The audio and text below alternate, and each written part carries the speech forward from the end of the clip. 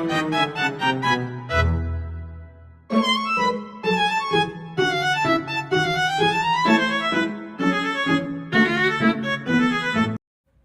di sini soal yang saya pilih adalah soal nomor 3 dan juga soal nomor 4.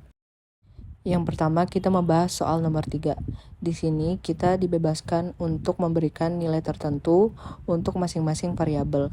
Dan juga kita disuruh menentukan nilai I1 dan I2 dan buktikan bahwa hukum Kirchhoff 1 berlaku, yaitu I sama dengan I1 plus I2.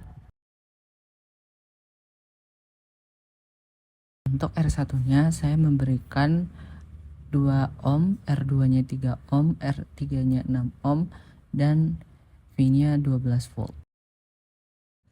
Nah, di sini kita ingin mencari R totalnya terlebih dahulu. Karena tadi terdapat paralel, maka kita mencari R paralelnya dulu, yaitu 1/3 jumlah 1/6 sama dengan 2/6 di jumlah 1/6 sama dengan 3/6 dan disederhanakan menjadi 1/2. Dan kita dapati bahwa R paralelnya itu adalah 2 atau 2/1. Setelah kita mendapat R paralelnya, maka kita akan menghitung R totalnya, yaitu tadi 2 dijumlah dengan 2 dari R1. Hasilnya jadi 4 ohm.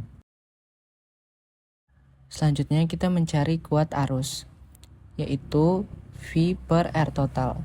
Diketahui bahwa V itu adalah 12 volt dan R total itu adalah 4 hasil dari perjumlahan sebelumnya, sama dengan 3 ampere. Nah, di sini kita ketahui bahwa tegangan di R1 itu adalah I kali R1, sama dengan 3 kali 2, sama dengan 6 volt. Sedangkan sisa tegangan di paralel itu pasti adalah 12 jumlah keseluruhannya dikurang dengan tegangan yang ada di R1 yaitu 6 volt sama dengan hasilnya 6. Setelah kita mencari tegangan yang ada di rangkaian seri maupun di rangkaian paralel, kita lanjut menghitung I1 dan I2. Di sini I1-nya lewat R2.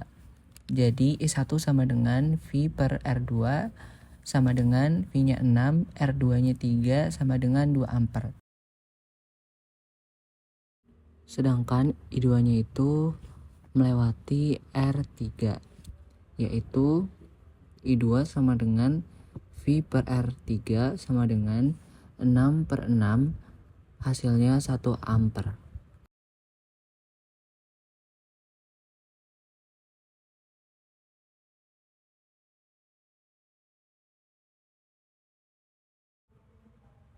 Sesuai hukum Kirchhoff 1 yang berlaku, bahwa I sama dengan I1 plus I2.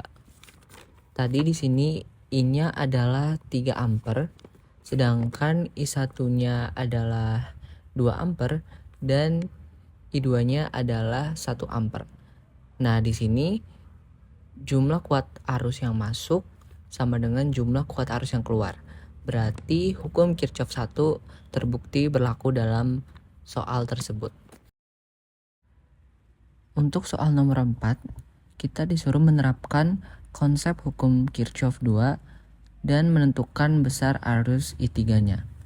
Nah, di sini diketahui bahwa E1-nya itu adalah 18 volt, E2-nya itu adalah 10 volt, R1 4 ohm, R2 4 ohm, R3 4 ohm.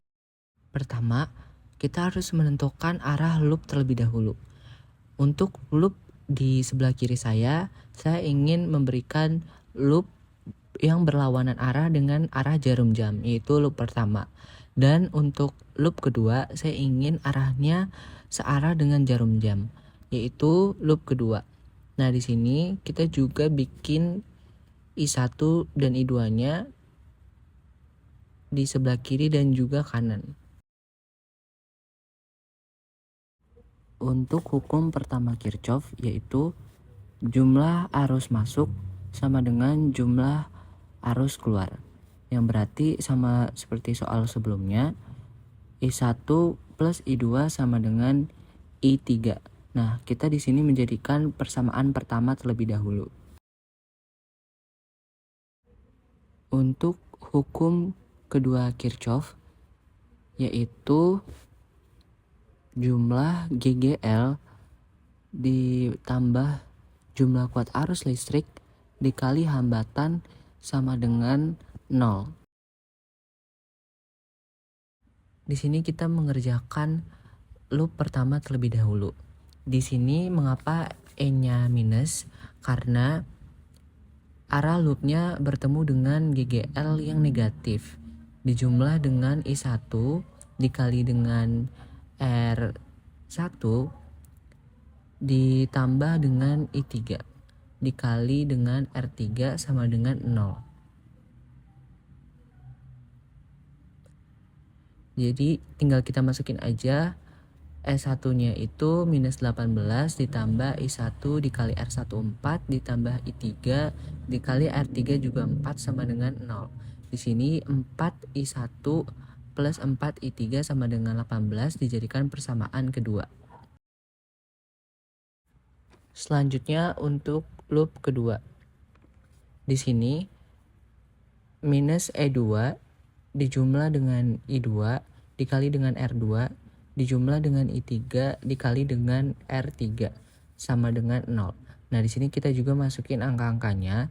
E2 itu adalah 10, berarti minus 10 dijumlah I2 dikali 4 ditambah I3 dikali 4 sama dengan 0. Nah, di sini kita jumlahkan jadi 4I2 plus 4I3 sama dengan 10, kita jadikan persamaan ketiga. Karena kita ingin mencari I3, maka di sini kita mau substitusi dulu. Jadi kita harus memilih yang mana yang mau dihilangkan atau yang mana yang mau dieliminasi, I1 atau I2. Nah, di sini saya memilih I2 untuk dieliminasi. Maka kita bikin persamaan keempat, yaitu I1 sama dengan minus I2 ditambah I3.